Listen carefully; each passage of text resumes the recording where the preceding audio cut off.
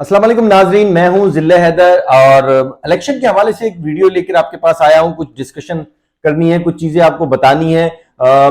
Election 8 फरवरी का होने का ऐलान किया गया है, लेकिन 8 फरवरी बहुत करीब है और लेकिन अब एक महीने से भी कम वक्त रह गया है। लेकिन इलेक्शन से कबल कुछ गहमा गहमी नजर नहीं आ रही है, सिवाय उनके जो कैंडिडेट्स अपनी पार्टीज के झंडे लगा रहे हैं, लेकिन जो कारकुन है वो जोशो खरोश उनका नजर नहीं आ रहा, कोई एक्टिविटीज नजर नहीं आ रही है। मैं इस वक्त जो है ओवरऑल पाकिस्तान की बात कर रहा हूं। अभी एक केस चल रहा है सुप्रीम कोर्ट में, जो कि पाकिस्तान तहरीक इंसाफ के इंतखाबी निशान है बल्ला, उस हवाले से उनको पहले बल्ला दिया गया, फिर उनसे बल्ला वापस ले लिया गया। अब दोबारा से इलेक्शन कमीशन के खिलाफ जो है वो केस चल रहा है। समझ नहीं आ रहा कि बल्ले के निशान से आखिर तमाम दीगर जो सियासी जमातें हैं उनको क्या खौफ है।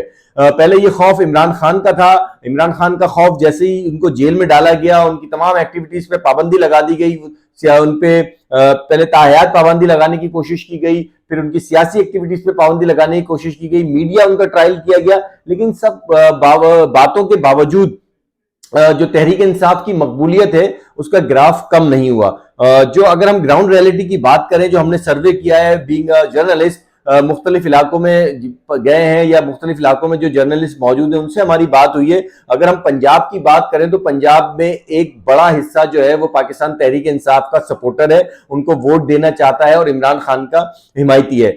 बल्ले का निशान की अगर हम बात करें तो बल्ले का निशान कोशिश कर रही है पाकिस्तान तहरीक इंसाफ कि उसको बल्ले का निशान मिल जाए, लेकिन दूसरी जानिब से कोशिश की जा रही है कि बल्ले का निशान ना मिले। लेकिन मेरा अपना तजिया है बहैसियत सहाफी कि अगर बल्ले का निशान पीटीआई को नहीं भी मिलता है तो पीटीआई को जो भी निशान दिया जाएगा या वो जो भी निशान खुद से लेते हैं इसके अगेंस्ट अगर बल्ला नहीं मिलता है, कोई और निशान मिलता है, तो वो भी शायद उतनी ही मकबूलियत हासिल करेगा जितनी की मकबूलियत बल्ले ने हासिल करी है। उसकी वजह यह है कि एक गाना है जो कि आप तमाम लोगों के रील्स में, यूट्यूब पे, फेसबुक पे आप अक्सर देखते होंगे, नख द कोका, जो कि बल्कू ने गाया था। उस गाने के बाद उस गाने के बोल तमाम बड़े लोगों ने, सेलिब्रिटीज ने, शोबिज़ से ताल्लुक रखने वाले लोगों ने वो गाना रिपीट किया है, अपनी रील्स पे लगाया, अपने स्टेटस पे लगाया, जिससे इमरान खान की मकबूलियत और तहरीक इंसाफ की मकबूलियत का अंदाजा आप लगा सकते हैं। नकदा कोका या कैदी नंबर 804, ये दो गाने, दो सॉन्ग, दो उसके जो दो बोल है वो तमाम लोग अपने स्टेटस पे लगा रहे हैं, उसकी मकबूलियत का अंदाजा लगाया जा सकता है। दूसरी बात यह है कि नवाज शरीफ जब से वतन वापस आए हैं उनकी कोई भी सियासी एक्टिविटीज पंजाब में या पाकिस्तान में देखने में नहीं आ रही है। उसकी वजह यह है कि उनको अवामी रद्द अमल का डर है। नवाज शरीफ अगर पंजाब के किसी भी हिस्से में, किसी भी इलाके में जाते हैं तो उनको अवामी रद्द अमल का सामना करना पड़ेगा, जिस तरह के पहले एक दफा जलसे में उनके ऊपर जूता फेंका गया था।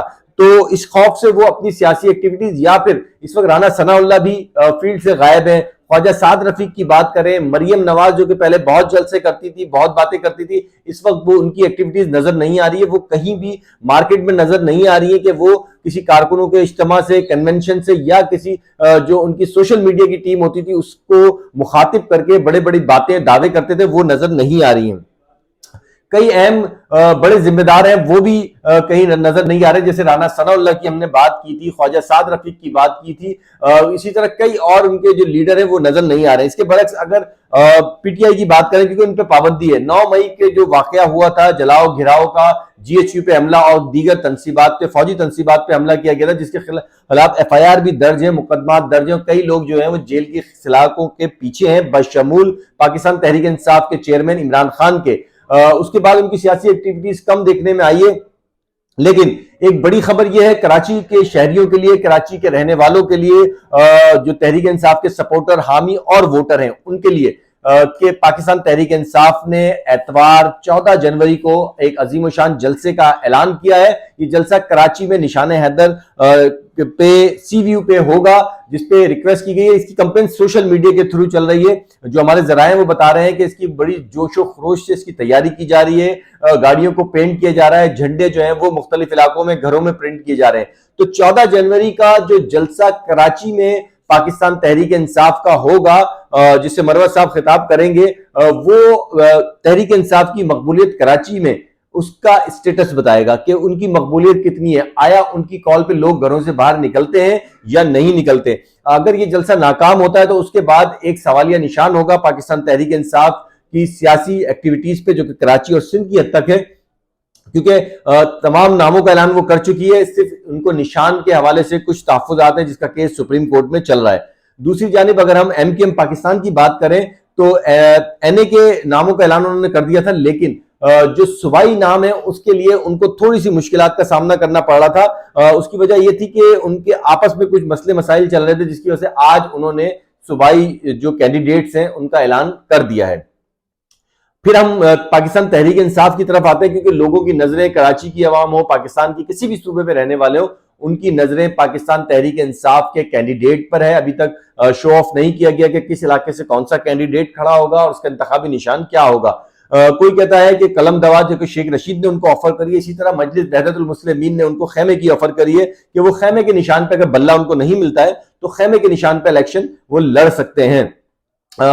इस दफा MKM लंदन ने भी बाइकआउट नहीं किया। अब तक की इतलात के मुताबिक उन्होंने बाइकआउट नहीं किया, उन्होंने भी आजाद उम्मीदवार खड़े करे हैं और लास्ट मोमेंट में यानी कि बिफोर फ्यू आवर्स जो है वो ऐलान करेंगे कि किस इलाके से उनके कौन से कैंडिडेट खड़े हैं। 2-3 कैंडिडेट की गिरफ्तारी भी अमल में आई है, लेकिन उसके बाद उनका कोई मजीद स्टेटमेंट सामने नहीं आया है। तो 14 जनवरी का जो जलसा है जो कि कराची में सी व्यू समंदर के किनारे होगा, वो इमरान खान की वर्ड, तहरीक इंसाफ की वर्ड जो है वो बताएगा कि कराची में उनका अब क्या स्टेटस है, लोग उनको अब लाइक करते हैं एज यूजुअल जैसे पहले उनको 7 सीटें मिली थी या नहीं करते। तो आप इंतजार करें 14 जनवरी के इस जलसे की, क्योंकि 14 जनवरी का जो जलसा होगा वो हमें बताएगा कि कराची की आवाम किसको सपोर्ट करेंगे, किसको वोट करेंगे। तो 14 जनवरी का जलसा पाकिस्तान तहरीक इंसाफ का सियासी कैरियर जो कि कराची में है उसके हवाले से एक बहुत बड़ा कदम होगा। इसके साथ ही मुझे इजाजत दें, अल्लाह हाफिज।